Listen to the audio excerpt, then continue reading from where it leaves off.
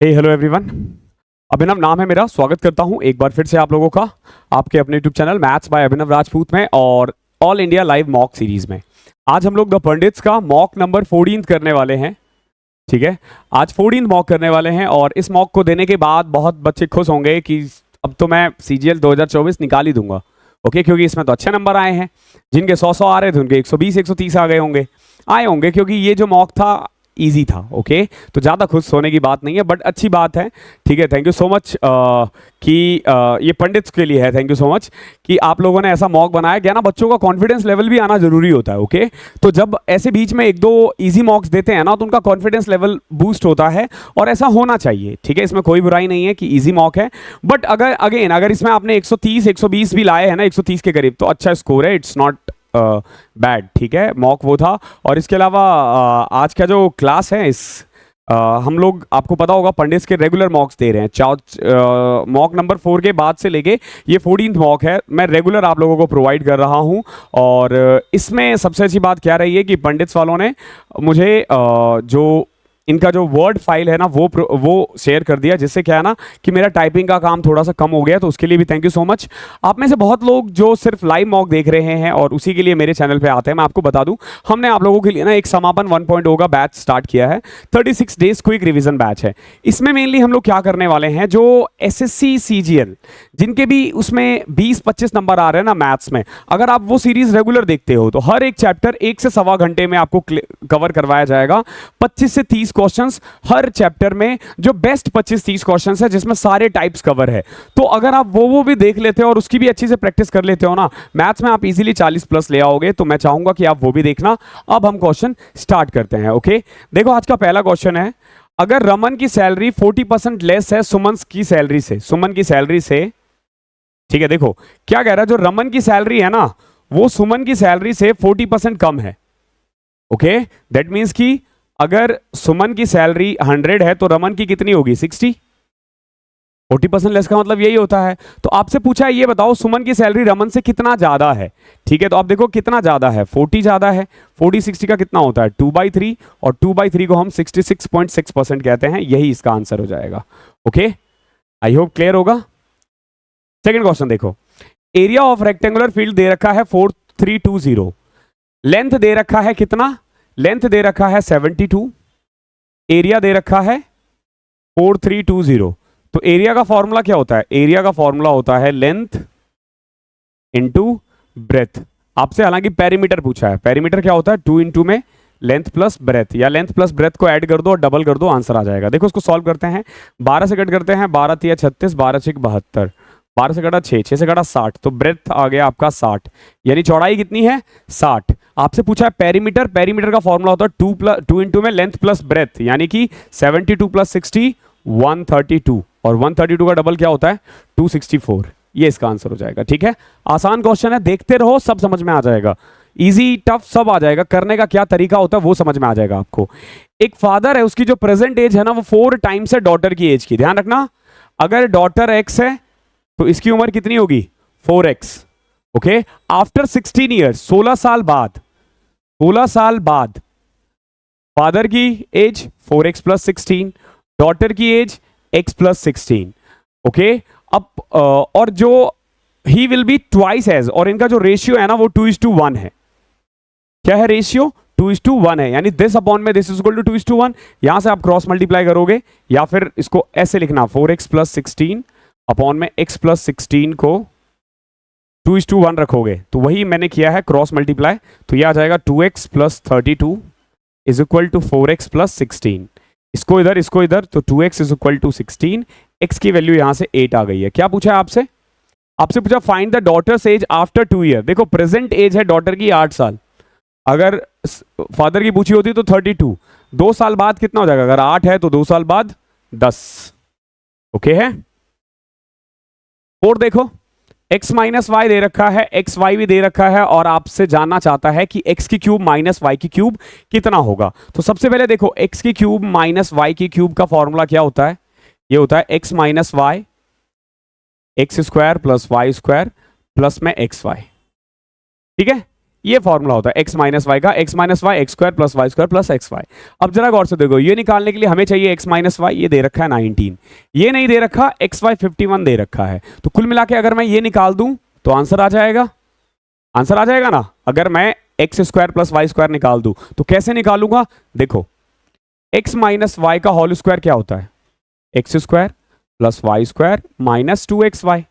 x minus y 19 है, 19 का square 361, x square plus y square जो मेनली हमें निकालना है माइनस डबल ऑफ 51, तो ये 102 इधर आ जाएगा, 463 is equal to x square plus y square. ये हमने x square plus y square की वैल्यू निकाल दी, कितना आ जाएगा 463। कर लो इसमें ऐड, तो 19 इंटू में 3 और 1 4, 6 5 11, 514 को 19 से करना है, ठीक है, कर दोगे कितना आ जाएगा, 19 को 5 से करोगे 9500, ठीक है, 19 को मैंने 500 से किया, फिर 10 से करूंगा तो 190 और 4 से करूंगा तो और 76, ऐड कर लो, आ जाएगा आंसर 9746 होगा, सॉरी 9 और 7 16 होता है, ठीक है ठीक है ठीक है, 9766 ये इसका आंसर होगा, ठीक है। ये स्प्लिट वाइज से मैंने मल्टीप्लाई किया है, ये मेथड मैंने आपको सिखा रखा है। क्वेश्चन नंबर 5 देखो क्या दे रखा है, study the given table and answer the following question.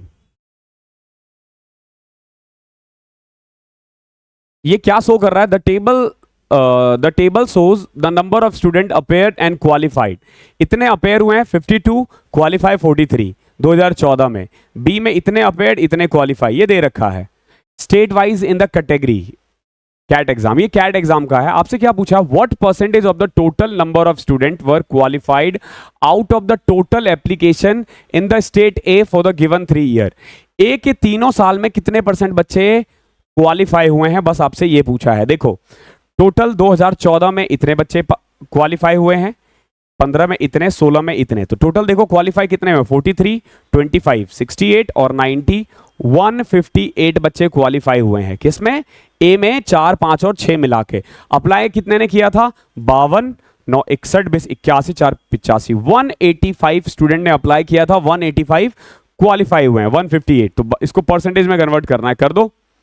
17 से कट रहा है क्या, नहीं, किससे कट रहा है, 8, 5, 13, 1, 14, किसी से नहीं कट रहा है तो, ओके किसी से नहीं कट रहा है, तो कर दो सीधा 158 00 185, ठीक है। इसको सीधा मल्टीप्लाई करना पड़ेगा आपको, ठीक है, और कोई तरीका नहीं है। कैसे करोगे, 18 into 6, 18 into 7, 18 into 8, 144।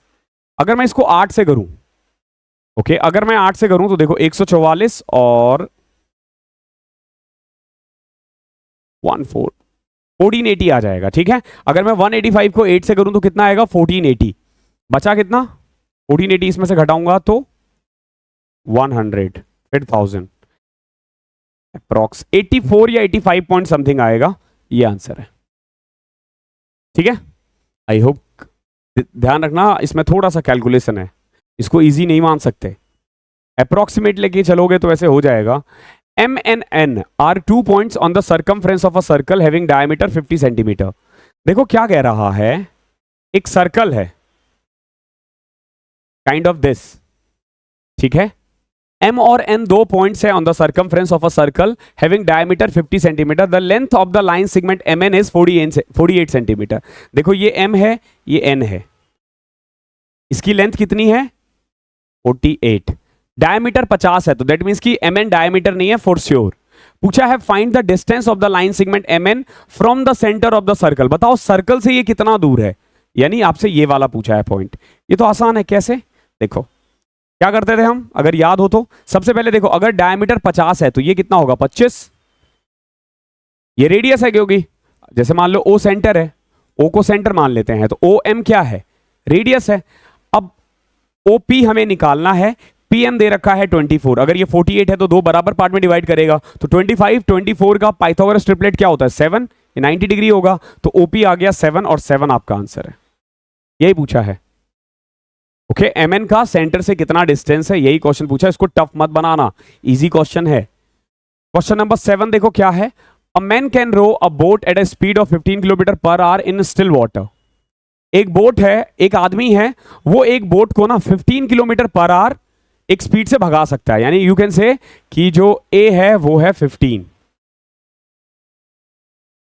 It takes 4 times as long to row upstream as it does in downstream। ये कह रहा है कि सेम डिस्टेंस ट्रेवल करने के लिए ना जितना टाइम अपस्ट्रीम में लग रहा है ना उससे 4 गुना कम लग रहा है डाउनस्ट्रीम में। डाउनस्ट्रीम यानी धारा के साथ अगर जाते हुए 1 घंटा लग रहा है तो धारा के अगेंस्ट जाते हुए 4 घंटे लग रहा है। यानी टाइम का जो रेशियो है देखो T1 और T2 डाउनस्ट्रीम और अपस्ट्रीम का जो रेशियो है, डाउनस्ट्रीम और अपस्ट्रीम का जो रेशियो है, ध्यान रखना डाउनस्ट्रीम का है, जैसे अगर 1 घंटा लग रहा है तो अपस्ट्रीम में कितना लग रहा है 4 घंटे। ठीक है, ये किसका रेशियो है, ये स्पीड का रेशियो है। तो बताओ,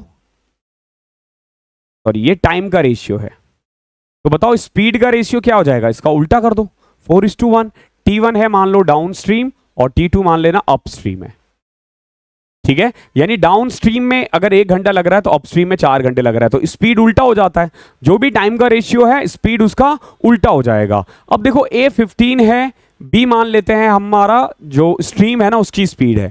ओके, A हमने मान लिया नाव की स्पीड, B मान लिया हमने धारा की स्पीड। तो कुल मिला के देखो डाउनस्ट्रीम की स्पीड हो जाएगी A प्लस बी और अपस्ट्रीम की स्पीड हो जाएगी A माइनस बी, और इसका रेशियो कितना दे रखा है स्पीड का 4:1।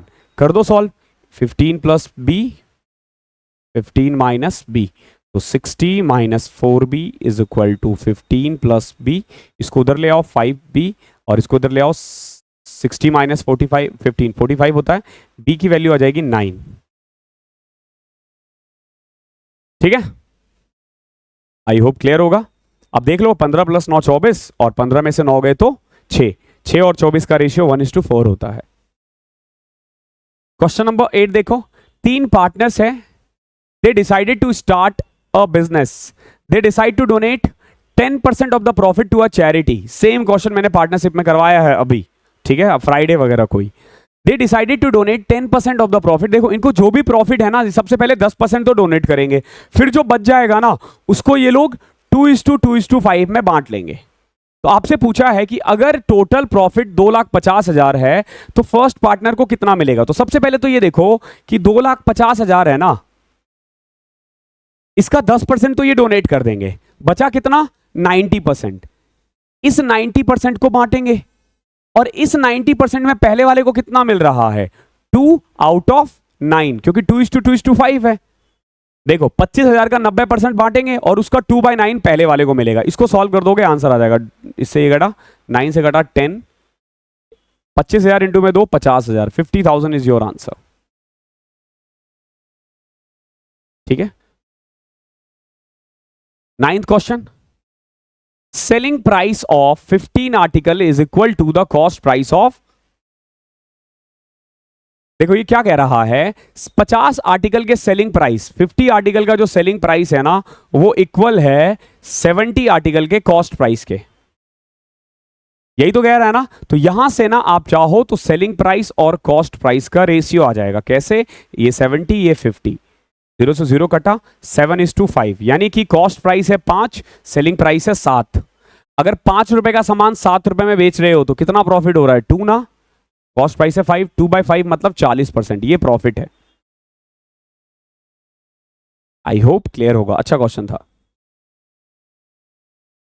2 सिमिलर ट्राइंगल है हैविंग एरिया 1024 एंड 1600। देखो 2 सिमिलर ट्राइंगल का जो एरिया का रेशियो है ना A1 और A2 वो दे रखा है कितना 1024 और 1600।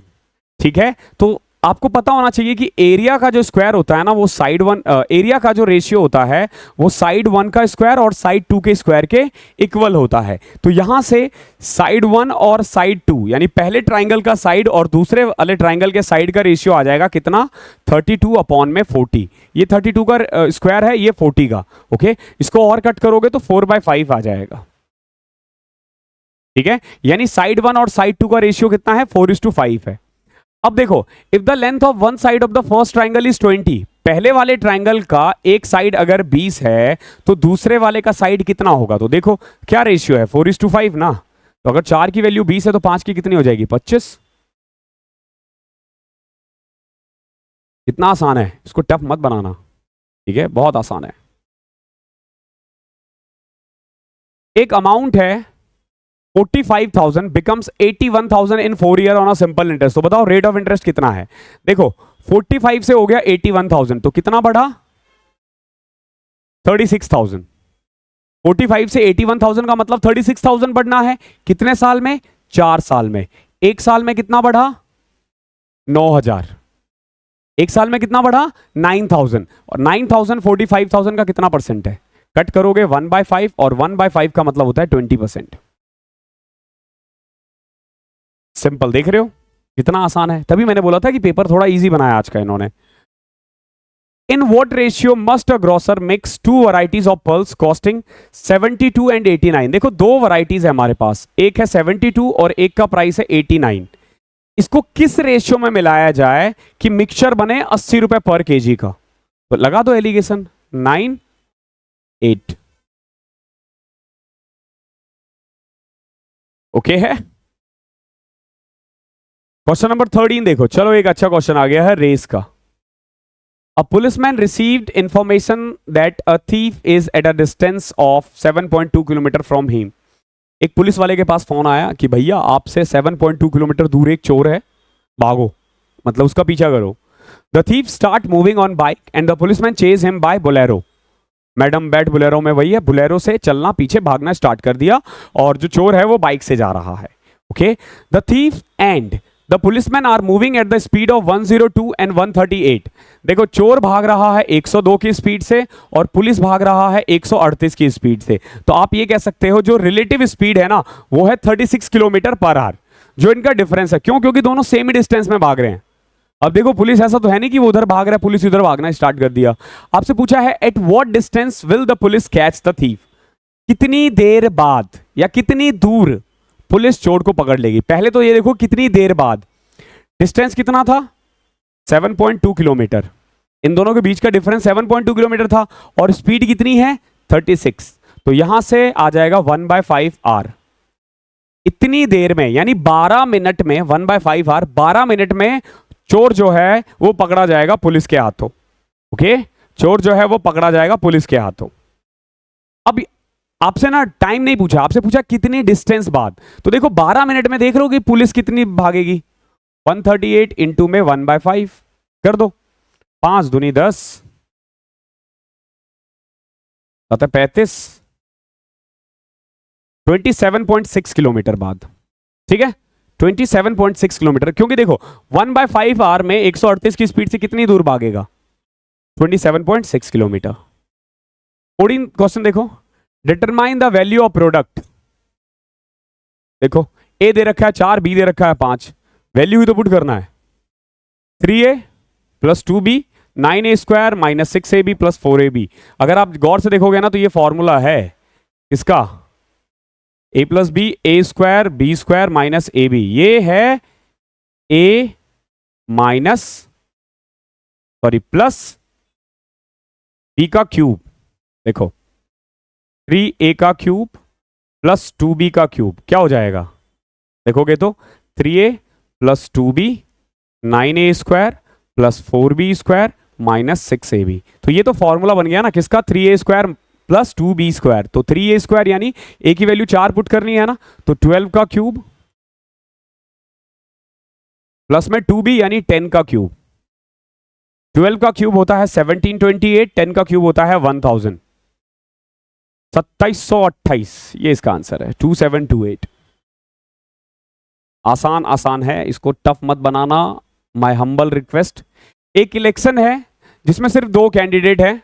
One of the candidate secure 39% of the votes and is defeated by the other candidate by 2640। देखो अगर 2 ही वोट है, अगर एक को 39 वोट मिला है तो दूसरे को कितना मिलेगा 61।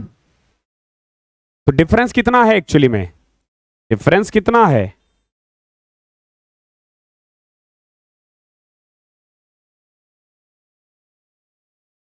22 और ये दे रखा है 2640। तो 2640 किसकी वैल्यू है 22 की। क्या पूछा है आपसे, the total number of votes यानी 100 की वैल्यू।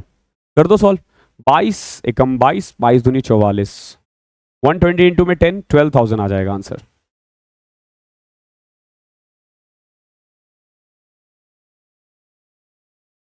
16 देखो, इसको तो सॉल्व कर लेते हैं, क्या फर्क पड़ता है। देखो 21 प्लस 23 44, 44 डिवाइडेड बाई 11 4, यहां से यहां तक हो गया, माइनस 21 प्लस में 7 इंटू 7 49, माइनस 13 प्लस 4 इंटू में 14 माइनस 11 क्या होता है 3 ना, ठीक है। इसको सॉल्व कर लो, 4 और 49 53, माइनस 21 और 13 34 प्लस में 12, तो 65 माइनस 34, 31 इज योर आंसर। ठीक है, सिंपल प्लस माइनस करना था इसमें, और कुछ नहीं है। ओके, अगला देखो,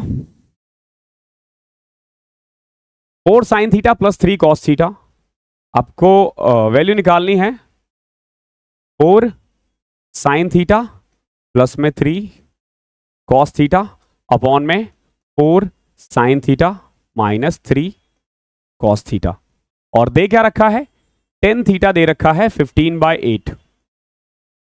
ठीक है, मैं क्या करता हूं, इन सबको कॉस से डिवाइड कर देता हूं। अगर मैं कॉस से डिवाइड कर दूं ना, तो ये देखो 4 sine by cos tan theta plus में 3 कॉस बाय कॉस 1 हो जाएगा, यहां पे भी 4 sine by cos tan theta हो जाएगा, और यहां -3 आ जाएगा। अब पुट कर दो यहां पे 15/8, तो क्या आ जाएगा, जब 10 की वैल्यू यहां पे 15/8 रखोगे तो 4 से कटेगा 2, यानी 15/2 प्लस 3, और नीचे बच जाएगा 15/2 माइनस 3, तो 15 दूनी 6 21 6 9 7 7/3 इज योर आंसर।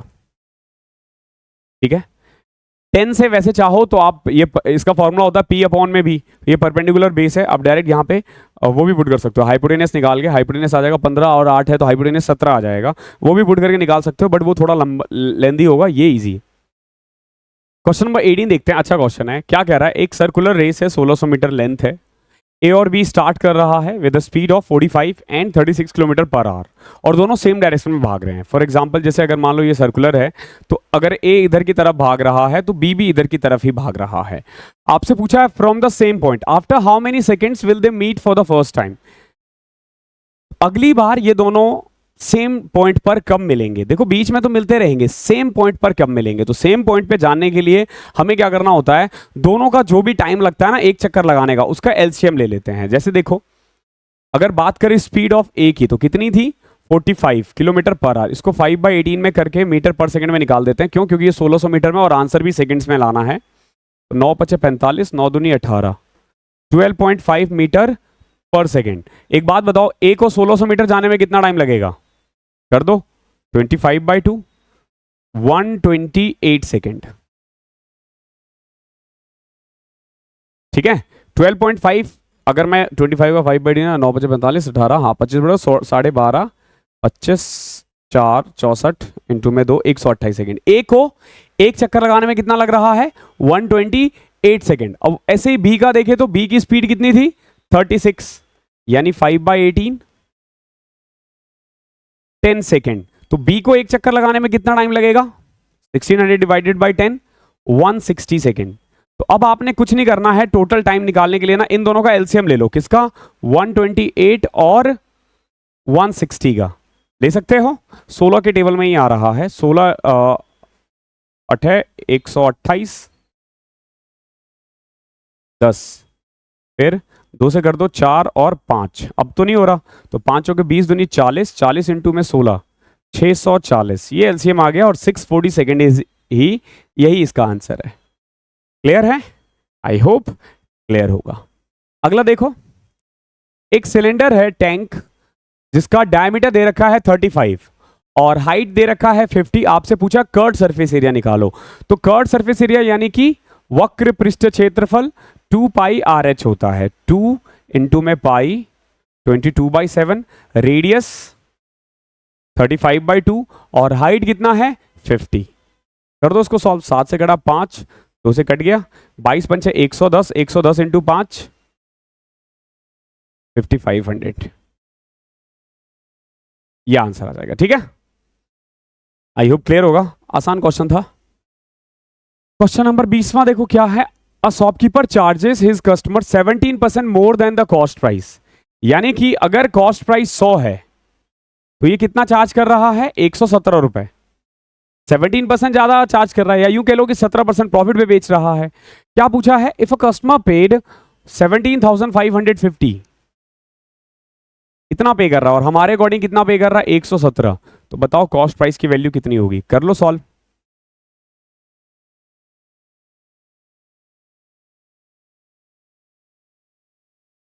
1500 आ जाएगा, सॉरी 15,000। ठीक है, ये कट रहा है 150, 1500 उस पे दो, सॉरी 150 से कट रहा है, 2 जीरो लगाओगे 15,000 आ जाएगा। आसान है ये क्वेश्चन। दिस वन, ये बहुत इंपॉर्टेंट है, बहुत ही ज्यादा इंपॉर्टेंट है। इनवर्स ट्रिग्नोमेट्री फंक्शन, ये बेसिकली 12th क्लास में ना सेकंड चैप्टर है आई थिंक, जहां तक मुझे याद है। ट्रिग्नोमेट्री पे inverse trigonometry function 12th class में पहली बार हमने इसको पढ़ा था, उससे पहले हमने नहीं पढ़ा था। और ये जो पैटर्न है ये CHSL में आया हुआ है। ओके, तो अगर CHSL में आ गया है तो अब आप इसको इग्नोर नहीं कर सकते हो, दैट मीन्स कि ये आपके सिलेबस में है। अब देखो ये इनवर्स होता क्या है, सबसे पहले तो आप समझो कि ये इनवर्स होता क्या है। फॉर एग्जाम्पल जैसे मैं लिख दूं कि sine theta is equal to 1/2। Sine theta किसके इक्वल है, 1/2। तो बताओ थीटा की वैल्यू कैसी होगी, तो हम तो सीधा लिख देते थे ना, हम सीधा लिख देते कि साइन 1/2 कहां होता है, बताओ साइन 1/2 कहां होता है, साइन 1/2 होता है 30 पे, तो हम सीधा थीटा की वैल्यू 30 लिख देते थे, यही करते थे ना। बट ये गलत होता था, पता है, ये अभी तक जो तुम पढ़ते आए हो ये गलत था, सीधा 30 नहीं लिखा जाता है, इसके पीछे 2 स्टेप इंक्लूड रहते हैं। वो स्टेप देखो क्या है, जैसे अगर मान लो साइन थीटा 1/2 है, तो अगर मुझे थीटा निकालना पड़ेगा तो थीटा हो गया sine inverse 1/2। Okay, sine inverse 1/2। Clear है, मैंने क्या किया, साइन को उधर लेके गए तो इनवर्स में चेंज हो जाता है, ध्यान रखना। जैसे अगर मान लो मैंने लिखा cos inverse, cos theta is equal to x से पी, तो थीटा क्या आ जाएगा, कॉस इनवर्स पी। ओके, अभी भी सॉल्व नहीं हुआ है। अब देखो 1/2 के बदले मैं क्या लिखूंगा, साइन 30। ओके, अब ये साइन इनवर्स और साइन कैंसिल होके थीटा की वैल्यू आ जाएगी 30 डिग्री। ये जो 2 स्टेप है ना, ये हम खा लिया करते थे, क्यों, क्योंकि हमारे काम का नहीं है, हमारे काम का नहीं है। तो बेसिकली ये एक्चुअली में ऐसे वर्क करता है और थीटा की वैल्यू 30 आती है। तो इनवर्स का काम आपको पता है, सिंपल अपोजिट जाना है। तो अब कभी भी इस टाइप का क्वेश्चन आए तो क्या करना, अब जैसे यहां देखो साइन इनवर्स दे रखा है, ऐसे ही कॉस भी दे सकता है और ऐसे ही टेन भी दे सकता है। तो टेन इनवर्स का तो सिंपल फॉर्मूला हो जाता है, देखो टेन इनवर्स का तो डायरेक्ट फॉर्मूला है, क्या है,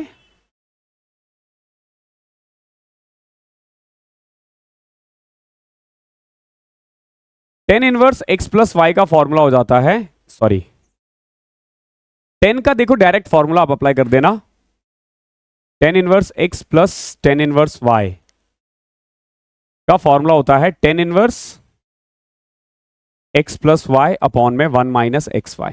ठीक है, माइनस कर दो वहां माइनस हो जाएगा, तो 10 का तो आप डायरेक्ट लगा दोगे, ये फॉर्मूला याद रख लेना। लेकिन साइन के साथ ऐसा नहीं होता है, ठीक है, साइन और कॉस के साथ डायरेक्ट फॉर्मूला नहीं होता है। ठीक है, ध्यान रखना ये सेम ही रिपीट है, ये हिंदी और इंग्लिश के लिए है शायद, ये मुझे मिटा देना चाहिए, इनमें से कोई एक आंसर होगा। तो देखो इसको कैसे करोगे, हम क्या करेंगे, सबसे पहले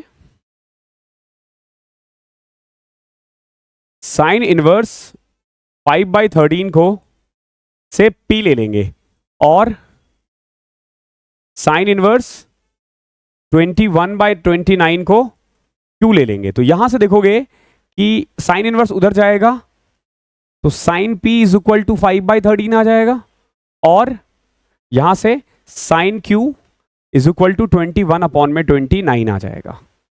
क्लियर है, हमने साइन पी और साइन क्यू की वैल्यू निकाल दी।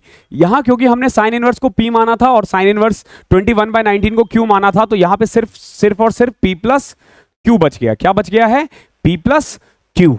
तो एक्चुअली में आंसर आएगा पी प्लस क्यू। अब देखो पी प्लस क्यू डायरेक्ट नहीं निकाल सकते क्योंकि सब कॉस में ही दे रखा है, तो हम क्या करते हैं, इसको कॉस लगा देते हैं, यानी कॉस पी प्लस क्यू की वैल्यू लेट करते हैं कि कॉस पी प्लस क्यू क्या आएगा। तो कॉस पी प्लस क्यू की वैल्यू क्या होती है देखो, बट हमें ध्यान रखना एट द एंड निकालना है पी प्लस क्यू ही निकालना है बस। ओके, तो कॉस पी प्लस क्यू का फॉर्मूला क्या होता है, cos p cos q minus sine p sine q. Clear, अब देखो यहां पे साइन पी दे रखा था तो कॉस पी निकाला जा सकता है। 513 है तो 12/13 आ जाएगा ये, और कॉस क्यू आ जाएगा आपका, देखो ये परपेंडिकुलर और हाइपोटेनियस होता है तो बेस अपॉन में हाइपोटेनियस, ठीक है। आपको पता होना चाहिए पाइथागोरस ट्रिपलेट 5, 12 और 13, 21, 20 और 29, 21, 20 और 29, ये पाइथागोरस ट्रिपलेट होते हैं। ओके, नाउ कॉस पी कितना आया हमारा 12/13, कॉस क्यू कितना आया है 20/29, माइनस साइन पी कितना दे रखा है 5/13, और साइन क्यू कितना दे रखा है 21/29। अब देखो बेस तो सेम ही है तो बेस का तो कुछ करना ही नहीं है, सिंपल 29 इंटू में 13 कितना होगा 390 में से 13 घटाना 377, बेस तो यही आएगा। यहां देखो ऊपर आ रहा है 240, नीचे आ रहा है 105। That means what I can say cos p plus q is equal to 135 upon में 377। ओके, अब देखो p प्लस q को इधर ही रहने दो और cos को उधर लेके चले जाओ तो क्या आ जाएगा cos इनवर्स 135 अपॉन में 377, cos इनवर्स 135 अपॉन में 377, ये इसका आंसर है। ओके, इस तरीके से हमें सॉल्व करना है, बट एक स्टेप बढ़ जाएगा, ऐसा नहीं कि बहुत टफ हो गया है। अब जैसे देखो यहां प्लस है तो हमने p प्लस क्यू का फॉर्मूला लगाया cos, अगर मान लो माइनस में है तो माइनस में लगा देते, आ जाएगा आंसर, ठीक है। ऐसा नहीं है कि आंसर नहीं आएगा, आंसर आ जाएगा, ठीक है। जहां इसके अकॉर्डिंग जैसे cos होता तो भी हम cos का फॉर्मूला अप्लाई करके पुट कर सकते थे, कोई इतना बड़ा रॉकेट साइंस नहीं है, इजी क्वेश्चन है, टफ मत बनाना। 22वां देखो क्या कह रहा है, A and B can do a job in 24 days। ए और बी किसी काम को 24 दिन में कर सकते हैं, बी और सी उसी काम को 21 दिन में कर सकते हैं, ठीक है। देखो ए और बी 24 दिन में, बी और सी 21 दिन में। If all the three can finish the job in 14 days, वहीं पे अगर मैं तीनों के बारे में बात करूं तो ये 14 डेज में फिनिश कर देंगे। तो सबसे पहला हमारा काम क्या है, टोटल एफिशिएंसी वगैरह निकालें, तो करो इन सब का एलसीएम।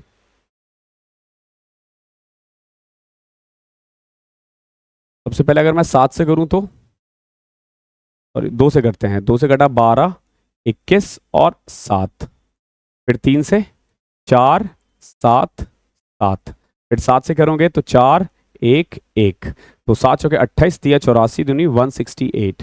ये आ गया टोटल वर्क, यानी कि ये टोटल वर्क आ गया 168। तो एक बात बताओ, अगर ये 168 है तो इसकी वैल्यू क्या आ जाएगी 24 इंटू में 7, यानी a प्लस बी की एफिशिएंसी 7, b प्लस सी की 8 और a प्लस बी प्लस सी की 12। क्लियर है। अब देखो a b और c की एफिशिएंसी है 12, b और c की है 8, तो बताओ a की कितनी आएगी 4। वहीं पे a प्लस बी की है 7, a प्लस बी प्लस सी की है 12, तो c की कितनी आ जाएगी 5। ओके, अगर ये 5 है ये 4 है 9, तो b का भी क्या आ जाएगा 5। क्लियर है, हमने अलग अलग तीनों की एफिशिएंसी निकाल दी। आपसे पूछा है in how many days a and c can complete the job. देखो टोटल काम है 168, ए और सी मिलकर एक दिन में कितना काम करेंगे, ये 4 ये 5 यानी 9, 168 अपॉन में 9, पहले तो 3 से कट रहा है, 56 अपॉन में 3, 18 2/3 भी हो सकता है, ये रहा 18 2/3। ओके है, आसान था ये भी। 23 DI है, देखो The given line graph shows the number of cars manufactured by companies A and B in different year. Okay, find the percentage increase in the manufacturing of cars from the year 2011 to 12 for company A। देखो company A orange वाला है, 2011 में उसकी cell इतनी हुई है 120 और 2012 में हुई है 132। देखो 120 से 132 हुआ है, कितना बड़ा 12 120 का कितना परसेंट है 10% है, ये इसका आंसर है। इन्होंने बहुत ज्यादा इजी बना दिया है, पर ठीक है कभी कभी तो चलता है, रोज के लिए नहीं। When the integer n is divided by 19, the remainder is 5. What is the remainder when 11n is divided by 19? अगर 11n को डिवाइड करे तो क्या होगा, देखो n को डिवाइड किया जा रहा है 19 से तो रिमाइंडर 5 है, मैं मान लेता हूं 5 है, 5 को जब मैं 19 से डिवाइड करूंगा ना, 5 को जब मैं 19 से डिवाइड करूंगा ना तो रिमाइंडर 5 ही आएगा। क्लियर है। अब 11n, यहां मैंने n को 5 माना था, तो 11n कितना आ जाएगा 55 ना। तो अगर मैं 55 को 18 से डिवाइड करूं, सॉरी 19 से डिवाइड करूं तो क्या आएगा 38, 17 रिमाइंडर आएगा, कितना 17, ऑप्शन में नहीं है, कोई दिक्कत नहीं है, 17 इसका आंसर है। ठीक है, बेनिफिट टू ऑल जाएगा इस क्वेश्चन में, 17 है इसका आंसर। 25th लास्ट क्वेश्चन देखो क्या है। In a circle P Q R S is a cyclic quadrilateral, एक सर्कल है जिसमें पी क्यू आर एस क्या है, एक साइक्लिक क्वाड्रिलेटरल है। से पी क्यू आर एस ये एक साइक्लिक क्वाड्रिलेटरल है। In which P U is draw parallel to S R, देखो पी यू ना एस आर से पैरेलल ड्रॉ किया जा रहा है। ठीक है, अब मतलब बाहर की तरफ ड्रॉ करें या अंदर की तरफ, ये थोड़ा कंफ्यूजिंग है, आगे देखो, आगे पता चल जाएगा। QP is produce to T, देखो क्यूपी आगे बढ़ाया गया है टी तक। ठीक है, क्यूपी को आगे बढ़ा के टी तक कर दिया गया है। आई होप ये दिख रहा होगा आप लोगों को।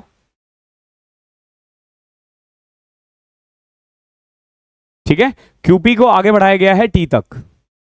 पी क्यू आर 94 है, देखो पी क्यू आर ये 94 है, अगर ये 94 है तो ये कितना आ जाएगा, क्योंकि साइक्लिक क्वाड्रिलेटरल है तो 84 आ जाएगा।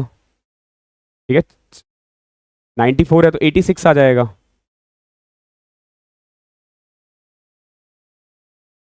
ओके, आगे देखो टी पी यू 31 है। अब देखो टी पी यू 31 है, दैट मीन्स कि यू कहीं इधर होगा, और ध्यान रखना ये और ये पैरेलल है, दिख नहीं रहा लेकिन एस आर और पी यू पैरेलल है। ठीक है, तो अगर ये पैरेलल है तो ये 86 है तो ये भी 86 होगा। ऑल्टरनेट एंगल देखो, अगर ये 86 है तो ये भी 86 होगा, ये 86 है और ये कितना है 11 है, 31 है। एक बात बताओ, ये पूरा 180 होगा जिसमें से ये हमारा 86 दे रखा है, ये 31 है, तो ये कितना आ जाएगा 94 में से 31 घटाना, 94 में से 31 घटा दो 63 आ जाएगा ये। ओके, आपसे पूछा गया है find the value of supplementary of S R Q. S R Q का सप्लीमेंट्री पूछा, ध्यान रखना एस आर क्यू इन दोनों का सम 180 है ना, तो इसका सप्लीमेंट्री यही तो होगा। अगर एस आर क्यू पूछा जाता तो 117 होते, बहुत बच्चे गलती कर देते, लेकिन आपसे पूछा what is the value of supplementary of S R Q, तो एस आर क्यू का सप्लीमेंट्री 63 हो जाएगा, क्योंकि सप्लीमेंट्री में क्या होता है ना, दोनों एंगल का सम 180 होता है, तो अगर ये 117 है तो वो 63 होगा। ओके, इस क्लास में इतना ही था, आई होप पसंद आया होगा। ठीक है, अब मिलते हैं अगली क्लास में। नेक्स्ट क्लास आपको आरबी का जो लाइव मॉक है उस पर मिलेगा। अगर बच्चे जब ये देख रहे होंगे आरबी का लाइव मॉक चल रहा होगा, I would request you to all of you, जाओ मॉक दो, नंबर बढ़ाओ। ठीक है, थैंक यू सो मच।